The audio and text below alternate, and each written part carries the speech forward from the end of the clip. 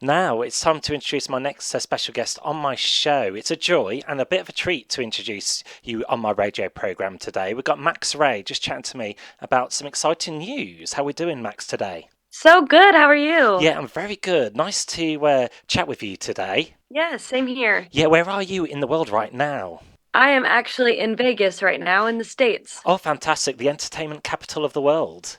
Yes. Fantastic. Now, we're here to talk about your new single. It's called Keep You Waiting. Can you just tell me and my listeners what this song entails? This song is a really fun dance song, but it has a really deep meaning as well. It was the first song I wrote outside of the country in London back in November, and it's one of the first of many coming very shortly. Fantastic. It's also had a bit of funky house remixes from DJs Cahill and Moto Blanco as well. Yes, those remixes were so fun. They really breathed new life into the song as well. For sure. I love it. I can't stop listening to them. And these DJs as well, they've remixed some greats like Leona Lewis and Mariah Carey as well. Yes, it's so cool that this song is doing so well and that these DJs they took it and they remixed it. I'm so grateful. Lovely. And what's it like when have you ever been in a position where you've actually heard your song being dropped in a nightclub or just in a shopping centre? I keep hearing that they're everywhere and everyone else has heard them and I haven't yet, but I'm excited for that moment. Cool. And I just want to briefly touch on you got a new single coming out called Metamorphosis as well. Is that correct? Yes, that one is coming out really soon. And will that song touch on, transformation, metamorphosis, how a chrysalis changes or a caterpillar?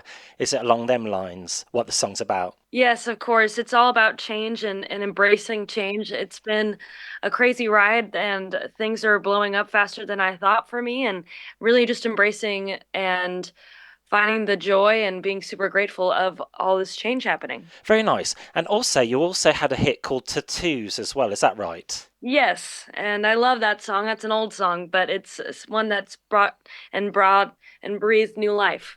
Now, that song had been around for some time. It was a bit of a sleeper hit, wasn't it? Yes, it was, and somehow it's now awake. Oh, brilliant. I remember when Just Dance was a sleeper hit by Lady Gaga. It featured in a film called Make It Happen. And it took a while before it got recognised. Now, with the tattoos, was there a music video you made for that? Yes, and I actually released that way later than the song was released, and that's now been on MTV and is my most viewed music video to date.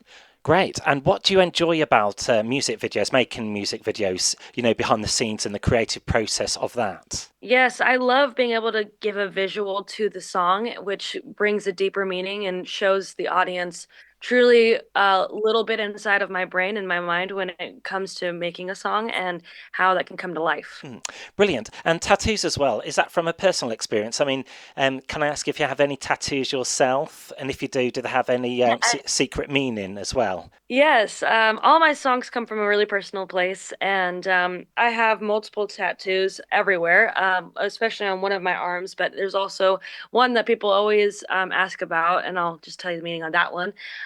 Is inside my ear. I have a diamond, and I'm a diamond baby from April 10th. It's coming up, and also it just when I'm in the mirror, I see it, and it tells me to remember my worth. Fantastic. Thanks for sharing that as well. And I just wanted to briefly touch on your back catalogue as well. One more song was called Nice Guy Syndrome as well. That's an intriguing song title. What's that about? It was that came from a really funny place. I grew up having a lot of guy friends, not a lot of girls that were my friends, and um, a lot of them started to like me. And one of my dear friends who didn't, he was just like, can you not see that you just keep friend zoning all of these guys?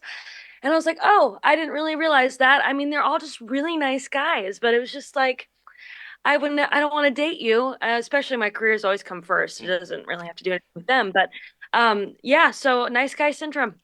That's understandable. And you know what? In life, you can never have too many friends, can you? It's true. It's all good, Yes. all good. And so you've released quite a few number of singles. Will this lead to EP releases as well? Yes, I'm actually releasing an EP coming up for this upcoming tour. Brilliant. Now, on this tour as well, you are coming across the pond. Good news for our listeners. You are supporting a certain boy band who were massive back in their heyday. How did that come about? Oh my gosh, this was so exciting. I have a booking agent based out of the UK who is great, and he was like, I could pitch for this and see they like you. And I was like, great, and they did, and I'm just really excited. And before you got the news, were you aware of Blue at all? Their catalogue, their songs. If I'm being honest, being an American and my age, I knew them from Love Actually, Oh because I know that right. they were on that movie. And then, of course, now I'm a super fan. I love boy bands. I mean, I'm a girl. Come on. So yes, And what I like about Blue, they've each got individual voices which stand out. They each get a chance to shine. yes, I love that. Brilliant. Now you're into fashion as well.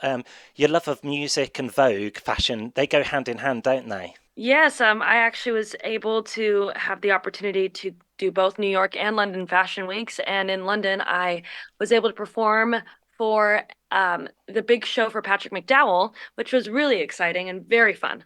And did you have a favourite part of them shows at all? I think for that show, my favorite part was working with Guildhall students. They were all seniors, very professional, very great. I mean, that just brought a whole new energy and a whole new life and super fun energy to my set. And doing like fashion weeks and catwalks, you have to be a certain height at all. Uh, I thought so. I never thought I would be a model or walk a runway or anything like that, but no, and I'm short, so you don't, you know. Oh, brilliant!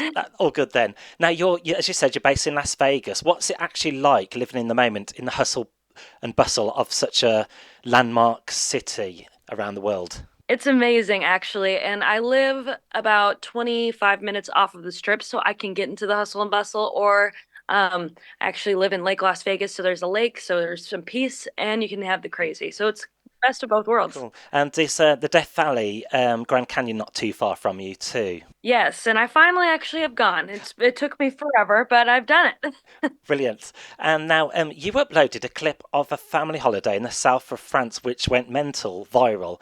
How powerful medium can social media be? So powerful, and you never know what's going to take off. That video was just a stupid little silly video, and people really thought it was hilarious and resonated with it. So that's brought a whole new audience and fan base for me, and I've been really blessed. But who knew it would be from something like that? Now, Kansas in the south of France, as some of you may know. What do you like about touring UK and Europe, this side of the world? I am very excited and I'm very grateful that they're giving me this opportunity. I've only been to London, so the rest of the cities are all going to be new for me, and I can't wait to just immerse myself in the culture and just be able to perform for such beautiful people. I can't wait. So cool, so cool. And have there been any unusual places where you've been recognised, when you've gone, your day-to-day activities?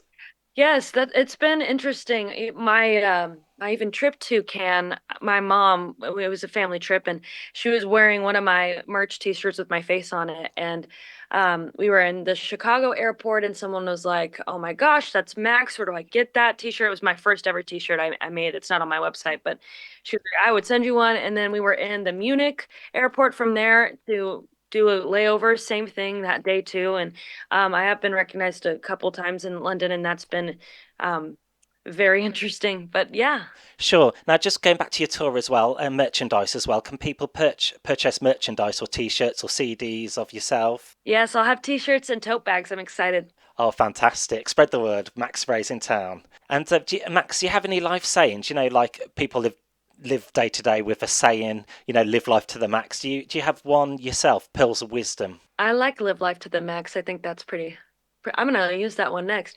I think I have a saying on my social media, everywhere on my bios that says pressure makes diamonds. And I think with being an indie artist and really having to hustle and bustle, pressure does make diamonds, and I'm starting to see that actually come true. Mm. And are you independent artists? If I'm right, what do you like about having control of your own creativity? It's really nice because most people, of course, with labels, they don't. So you get the full authentic Max Ray because I am independent. So it's been really, really, really nice. Also, Max, do you have any words of wisdom to anyone chasing a dream? It doesn't necessarily have to be music or anyone's given goal in life. I think you need to listen to yourself, be authentic, stay grounded. work hard. It's every dream. It's not an easy thing, but if you persist, that will come true. And I think for me, it was not listening to a lot of people who said that this was impossible and that you couldn't do it because you can. You might have to be really patient. It takes time. Some positive words of advice there. Now, in your downtime, the rare downtime you get, what music do you like listening to? You know, when you're just chilling out. Oh man, I love it all. I listen to my favorite, of course, Bruno Mars, but when I'm chilling out, probably the Eagles or any kind of yacht rock station I Oh, really like. bit of a mixture there. Great stuff. Also, do you have any shout outs to your followers or your family or people who have helped you get to where you are now in music? Yes, I could shout out so many people. We would be here all day, but I will, of course, shout out my fans. The only reason why I'm here is because of them and my executive producer Keith Thomas, who wrote "Tattoo" with me, and that song's been taking off, and my publicist Brad, because now I went from a team of three to almost 30 people on my team, and things are now taking off, and I'm just really thankful for everyone believing in me. Brilliant.